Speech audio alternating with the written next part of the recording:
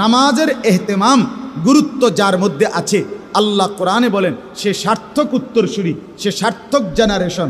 আর এরপরে আল্লাহ বলেন ফাখালাফা মিন বাদিহিম খালফুন, এরপরে আসবে প্রত্যেক যুগে নিকৃষ্ট উত্তরসূরি। কারা? আল্লাহ বলেন দুইটা পরিচয় যাদের। এক, আদাউস সালাতা, যারা প্রতিনিয়ত নামাজ নষ্ট করে, তারা নিকৃষ্ট প্রজন্ম, নিকৃষ্ট উত্তরসূরি, নিকৃষ্ট জেনারেশন, নিকৃষ্ট ওয়ারিস। কি নষ্ট করে? আরে বলেন না, কি নষ্ট করে? হ্যাঁ, মুসলমান পরিষ্কার কথা। যার ফুত নামাজ পড়ে না, আপনি এটা কি বংশধর রেখে যাইতে আছেন আপনি বুঝছেন। যার মেয়ে নামাজ পড়ে না, আপনি কি ফ্যামিলি রেখে যাইতে আছেন আপনি মনে রাখেন কোরআনের আগে। সোজা হিসাব, এটা নিকৃষ্ট।